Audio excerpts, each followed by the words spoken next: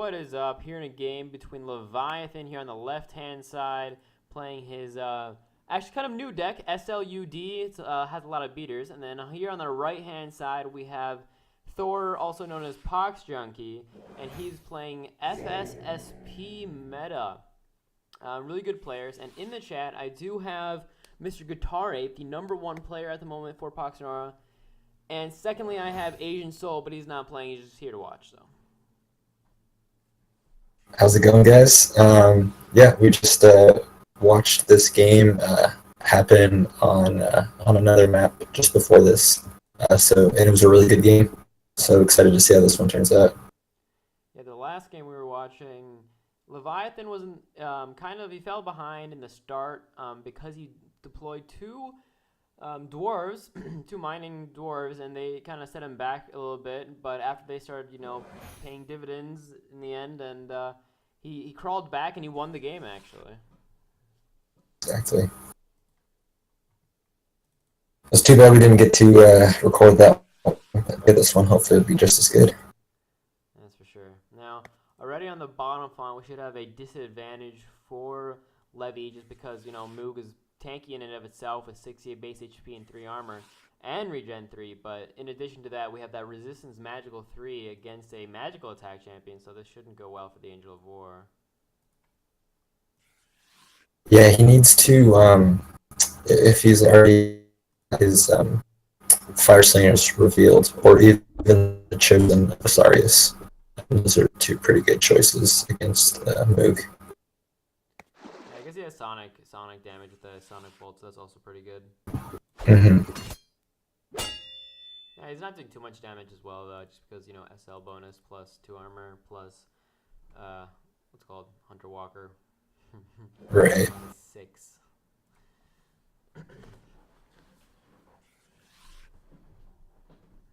Now the chilling scale up at the top font is probably one of the most annoying champions to be against, especially in a 1v1 situation like this. The Shoal Demon should do a pretty good job though. Yeah, I agree. Chilling scale gets a lot of AP, has regen, exertion, or just frost stance to deal damage. Yeah. And especially with, I know Poxnora runs a vertical push, so that's another thing to worry about. Alright, this is the second time he's done this now. He plays double Scorched Dwarf. I'm not sure if this is really a good idea to play both of them right away. Maybe not like play one, then next turn deploy a champion, then the turn after that play another one. But I feel like playing 2 Scorched Dwarves right after each other really is kind of dangerous. As you said before, what we can see now from Thor next turn is he runs in VPs and takes that top font, right? It might have been better if he had only played one and saved up some Nora for the coming turn. I'm not sure. Right, I would definitely agree. 80 Nora for 2 units that technically aren't going to really do anything in the immediate future is a little risky. He does got 12 Nora though, which is nice.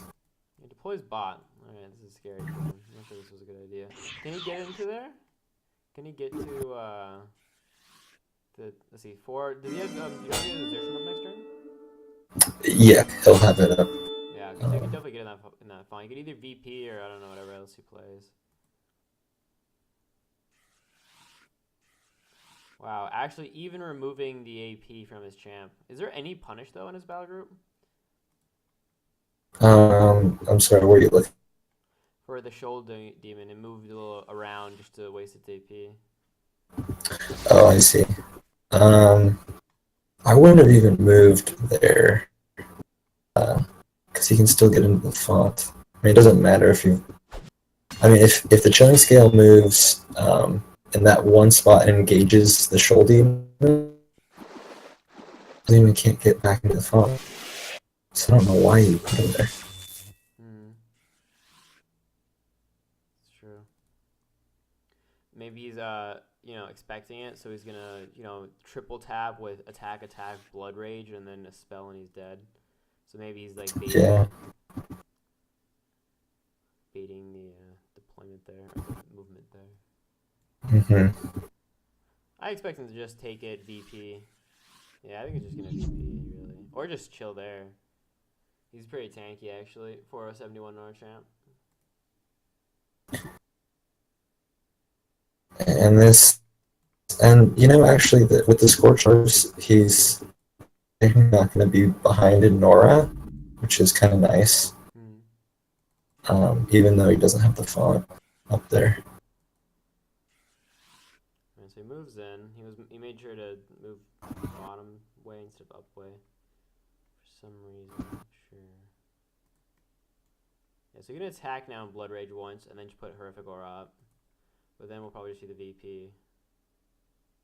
Or you could just bait it. You could just bait the Horrific Aura. Pretend it's up and just not even put it up.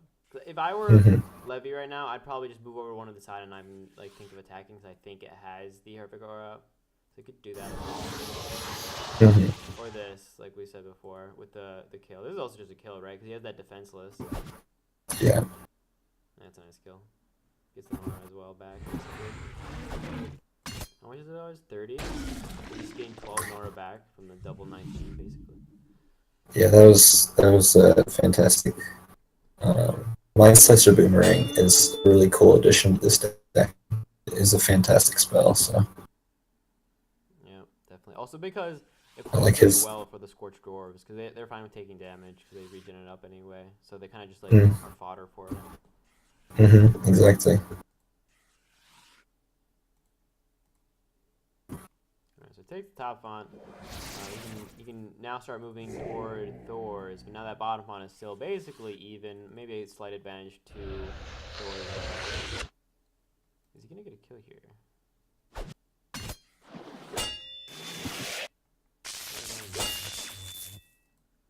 Yeah, the thing about the bottom font right now is that, Moog's just going to tank. He is tanking all the damage, and he's got support units behind him.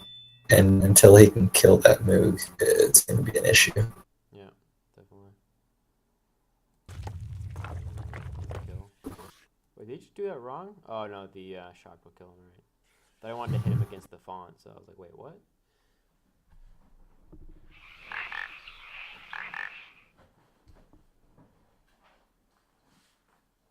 Yeah, I love this. I was watching your video. It was a Tiny was playing versus somebody else, and you were talking about how to get good at Poxnora, and you were talking about different types of damage.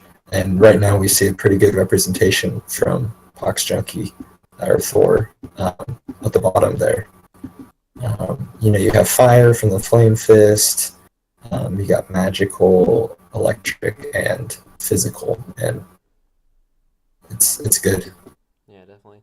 And there's definitely a point to that, because as we see, the main attack types in the game are that physical and magical. And if you're facing a Moog, right, as we see with how Levy is kind of struggling against it, and all you have is physical and magical, well, then you're kind of screwed. Luckily for him, he does have now, the fire and Sonic. Before, I was playing a game against a Shattered Peaks player, and he played the Idol of Elements, right? And I had attacks out Sonic and Fire, and that's exactly two of the things it actually is it makes the champion immune to. And I was like, well, damn. So I had to play around it differently. That was another one. And that should be a dead Moog. You think? He's at 21 health. He is defensive, but Yeah. all right, yeah. I'll swap him in. Swap, get the good. I wonder what the cooldown of that thing is, the spell. Because it's a pretty cheap spell. Probably like 8 or something.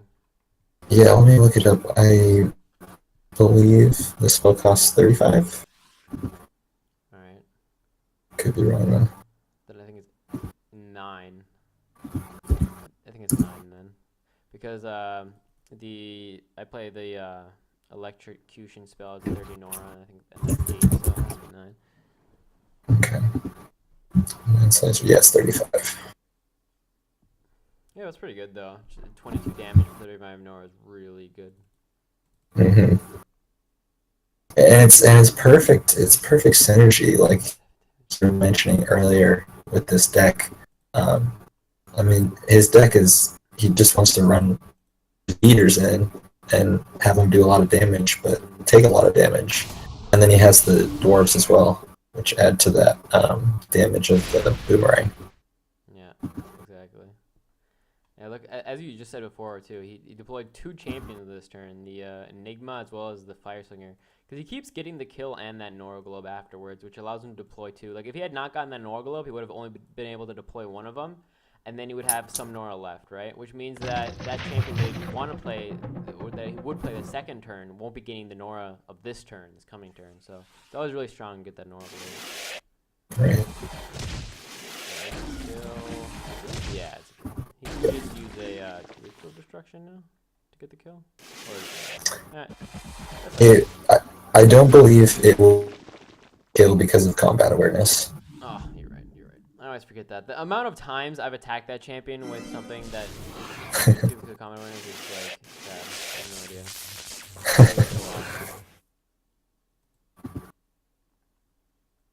Alright, double taps, and we have 12 HP Asarius. But did he get his mark off? No, he's not. So he can get his mark off, which will be, you know, an annoying relic that has to be dealt with. Not sure how much damage it does though yet, so. And he can't sacrifice the chosen unless he wants to give up the font. Yeah, like you said but before, we'll he see. doesn't have any relics, so. Exactly. 1, 2, 1, 2, 1, 2. He could play double. What's it called? Double price of victory, and then you get into the phone. That'd be pretty next level. That would be. He would give his chosen 20 or 10 health that way though, so he does 19. Mm-hmm. Kind of horrible. What is kind of also next level and kind of funny is that collective. It's hiding behind the shrine, so that that hopefully Leviathan doesn't see it and doesn't deploy his trigger. It was right there. If you click on it, you can see it. It's funny. We can actually see Right. That's always the perfect place to put a relic, especially one as small as the collective. Yeah. And when You literally can't see it. Yeah, it's pretty funny actually. Like you don't see that very. Like the only other place where you see something like that come into play that I can think of is the Maljaran map, where there are those giant like rock formations that you can kind of go around. I placed a champion behind there once, thinking I'd be sneaky, and then I forgot it there for the rest of the game. I was like, oh, I'm gonna be sneaky. He's gonna forget about this champion, then I forgot myself. I'm like, oh yeah. Oh, that's too funny. Ooh, nice deploy on that map station. Oh gosh, see, look how much more he's at. It's pretty even, just because, yeah, the Scorched Dwarves get a lot of Nora, but so do the double Marshongs coming out always. They're kind of even all the time. And he's getting the percentage SD when he plays his unit. He's getting refunds back on the Nora too. Yeah, and he's getting the FS bonus for extra Nora as well, the 3 extra Nora. Right. So in general, yeah, he's definitely up. Then I guess you can't really count the Shatter Peaks because they're actually no, they're not both Shatter Peaks. Never mind. Yeah, I guess you're right. All right, let's see if this Primordial Enigma can carry as much as that last one did in the other game. He was probably the MVP of that other game. I don't know about this one though. They're just such an annoying unit. I'm just as annoyed with Enigmas and with Spirit of the Mountain, honestly. Yeah. They're both just really annoying units. Yeah, I agree. Especially if you get Enigma out early, because then once the fight starts, because everybody deploys, I don't know, let's say 4 champions by the time a fight starts usually, if it's like a normal map, they already have, you know, plus 12 HP. And then you put a War Banner down, they're like at 75, and you're like, well, what? And SL bonus, and then Enigma shield, and blah, blah, blah, blah, blah. Exactly. It's a pain. That's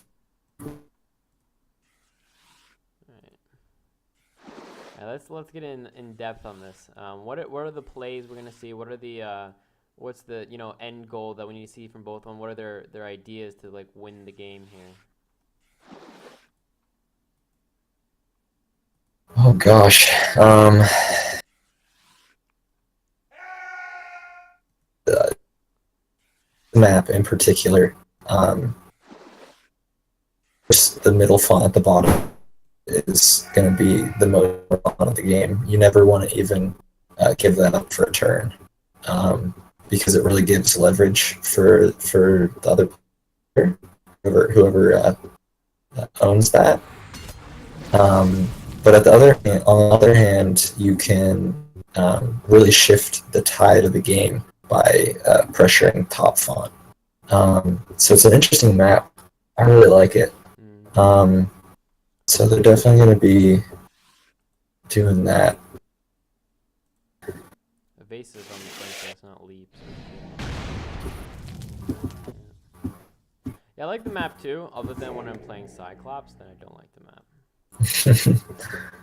It is a tough map to play against when you're dealing with a lot of knockback. Yeah, exactly. That's true. Especially times 2 units like your Cyclops. What we're probably gonna see from Thor at one point, I assume he plays a Vicious Harpoon, seeing that he is Shattered Peak, so his play is gonna be, he's a Tremor. Yeah, it's probably gonna be something with Vicious Harpoon, to kind of initiate, and then maybe get a kill with Kane Slipped. But on the other hand, these beaters are just so strong in these font battles, right? In a waiting out game, beaters are like get less and less valuable. There's one of them. There's one of the. He's gonna get a kill here on the manifestation, and then get the battle leader proc as well. Double tap, and then just kill with Angel War. Yeah. What was I saying? You're just talking about the beaters. Oh yeah, exactly. Like in a fight where they keep fighting, I think beaters are very strong. They have a lot of like inherent value in just their kit usually, as we see like with Shoal Demon and the Angel of War. But then they lose to ranged champions if the ranged champions get to kind of start picking away, right? So. Right. I mean that's where the Enigma comes into play, because I mean right now you have 2 champions out of the 4 of Thor can't hit the Enigma at all. Yeah. So they've been Enigma is definitely a good addition to his deck. It kind of stalls that the play. Wonder if he plays the Arrow Eater as well. Nice Horrific Aura. Very cautious, right? He's like, I will get hit once. I'm not allowing that to happen. Horrific Aura. He did not want to get hit there for 8 damage. That's pretty funny. Very cautious. I mean, you kind of have to, because the Mind Caller has distract. Technically, if he keeps hitting him every turn, then he'll never be able to play Horrific Aura. So I don't know. Yeah, it's so funny. I think both of these decks, by themselves to like newer players, aren't very interesting because they're kind of just a ramshamble of champions where you're like, well, that's kind of boring. It's not a theme where you see a cool,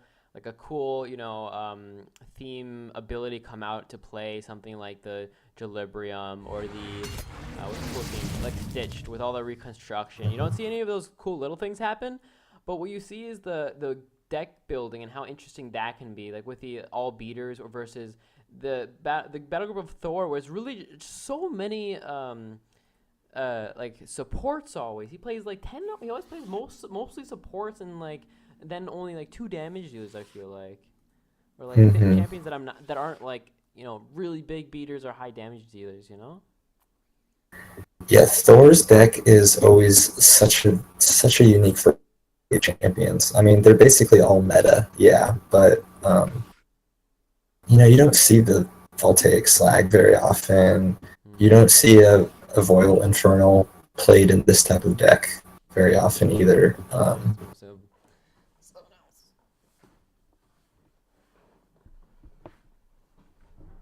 It's a cool variety of units.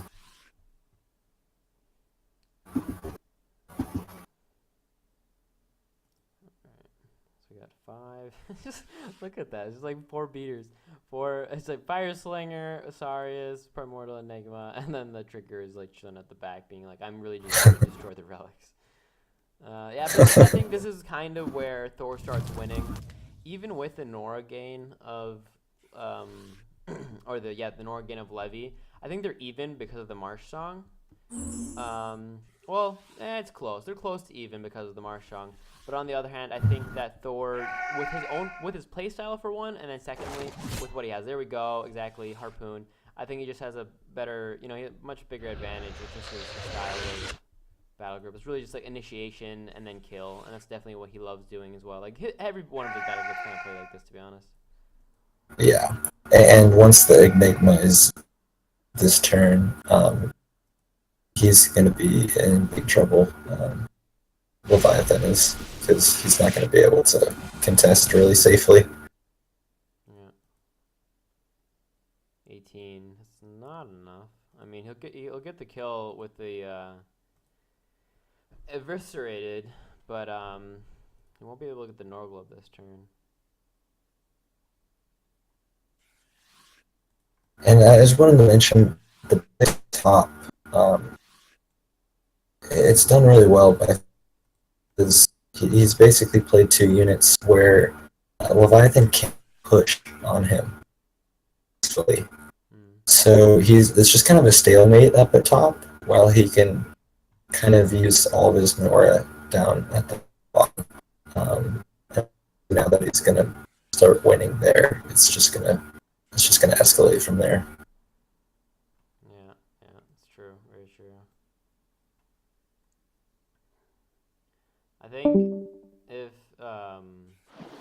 Levy tries to stay in this font now, he'll just lose. It might be best of him just to just retreat, and maybe hopefully have a chance to, at one point with a price of victory, do one or something.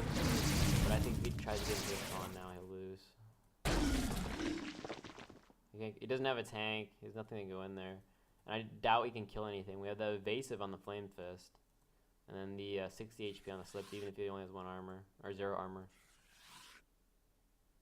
Yeah, the only way it'd be worth the contest here is if he could somehow kill both the slipped and the flame fist, which isn't gonna happen.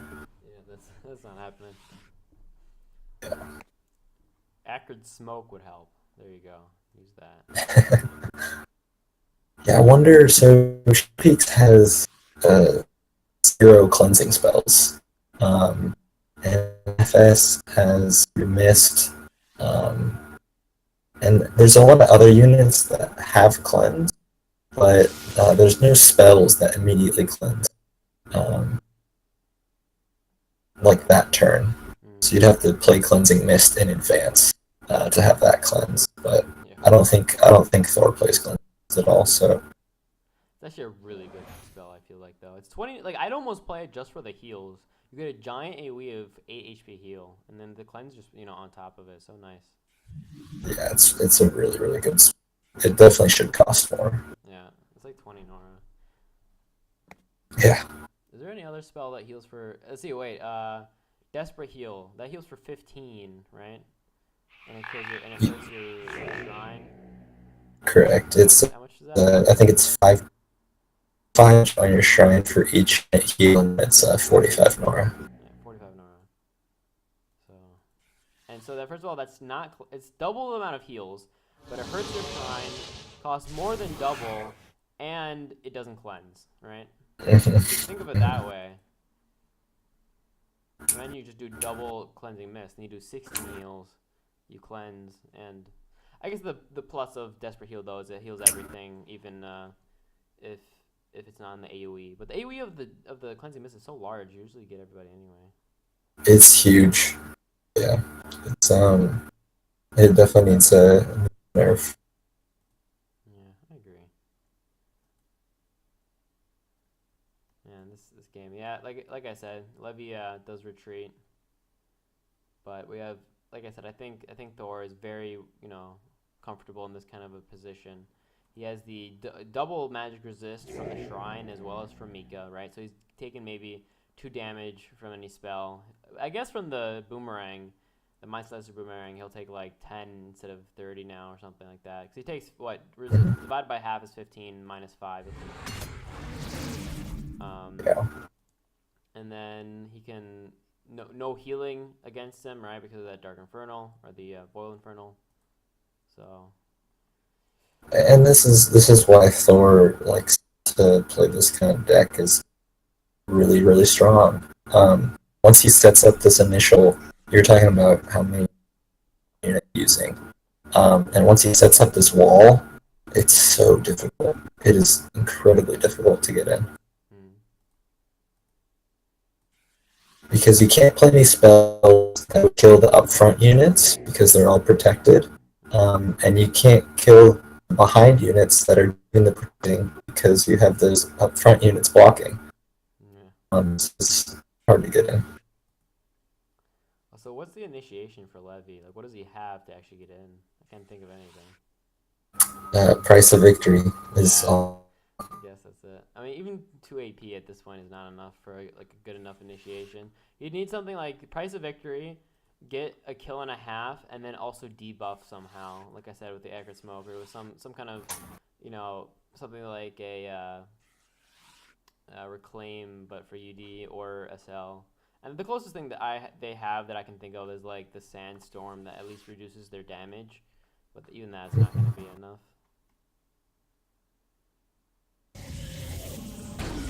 Yeah, he just doesn't. He doesn't have any. He doesn't have real AOE, and it wouldn't really matter because of the spell resistance. Um, Yeah, well, he gets the Enigma and Manticore. Get the Norglobe too. Unless he doesn't want it. He doesn't get the Norglobe, that's weird. He's like, nah, I'll get it next turn. yeah, that is weird. Just forgot probably. No mass. Just healed for 18, not bad. Really good with the Infernal because the transfer life then kind of doesn't do as much as it should. Mm-hmm. Alright. When is pull up again? 2 turns? 1 turn? How much? I think 2 turns. I mean, 2 technically rounds. I don't think it'll be up next turn. Alright. Guess we're chilling, man, until he plays it. That's basically what Thor's waiting for too. You know what would also be good in this battle group? Some type of battle drum. Maybe play the SL one. What is it? The Skizik War drummer. Yeah, That might not be horrible. I believe. I'm gonna just look it up really quick because I believe the war drum is only faction. Yeah, it's the same faction. It wouldn't even help then, I guess. So it's not too great in splits. I see. Yeah, I guess that's kind of fair then. He could run Draconic Benediction, but Yeah, that's true. I think he does though as well. He definitely plays one Quicken. I'm not sure. He probably plays a DB. I haven't seen it recently, but it doesn't mean he doesn't play it. I wonder if he took it out.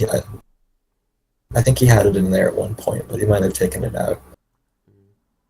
Yeah, now you can really see what I was talking about with Thor slash Poxnora battle groups all the time.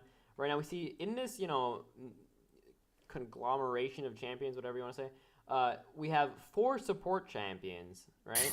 And then 3 champions that are actually there for damage. Yeah, basically. So we have Ritualist, which is mainly there most of the time for the rituals and the dispel and the spell Aegis. We have the Mika, which is definitely 100% of support. Boil Infernal there for debuffing and supporting. And then the Nexus, the Jalurma Nexus, also 100% support. No damage on that champion either. And only damage we have are from the Flame Fist and the Slipped. Like actual champions that are supposed to deal damage. And then, the Slag kind of also has Distract. I don't know. It's kind of funny. And you see, I mean, Leviathan's trying to do it, trying to do what we're trying to do at this point. They're trying to find a way in, and I honestly don't see a clear one. He's gonna try to run a Tremor the group single one out from there, I assume. Yeah, he's gonna go in, Sand Spray, and then just push somehow, and then hopefully get a kill. That's the play here with the what's it called Price of victory. Exactly. And if he's able to get in and give lumbering to a lot of the units, and if he's able to kill either the slipped or the flame, he's not looking too bad. Yeah. Has to worry though for the flame burst. Make sure that none of his champions can get too much wrecked by that. Who's gonna hit here? Is he going for the flame spinner? I mean, he has to go for the because I mean the chosen has the oblivion shield, so he has to be going for the flame spinner here. But then, so he's going for the bottom one. What was that? Okay. Invigorate. Drive. Yeah, that's a nasty combo. He has a kill here, doesn't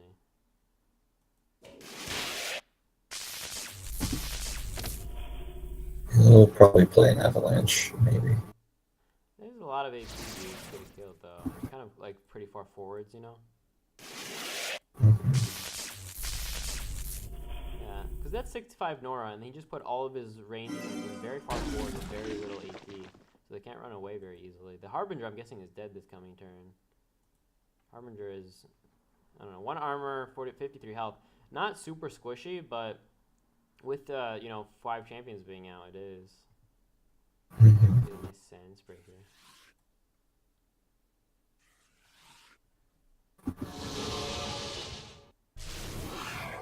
Yeah, the distract. And it's an interesting. I don't think we were talking earlier about the collect being out. I don't know how recently he played that again, but it's back behind the font. Yeah.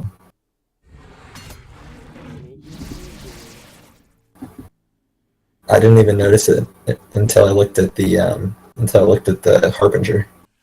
So. I guess why. I mean, if you're looking at the panel on the left, sometimes you can't really see everything there just because it gets kind of flooded. What do we have here? We have Aegis, we have Dark Healing, Marsh Song, Spell Aegis again. You know, it doesn't even say the collective. Doesn't it usually say that? Or no? No, I don't think it does. Okay, never mind then. Either way, it does get flooded though. But yeah, you're right. All right, what's it? You can get a kill on the Harbinger, right? Surely.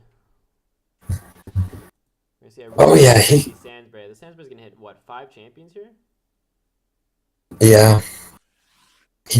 He's gonna get a kill on whoever he wants to kill this round, but with the slipped, like, this is what Thor wants, because he's gonna come in and he's gonna either kill the Harbinger. He's probably gonna kill the Harbinger, I'm assuming, and then he's gonna have the Flame Fist and the slipped at basically full HP just sitting back there, and he's gonna bring them out. Yeah,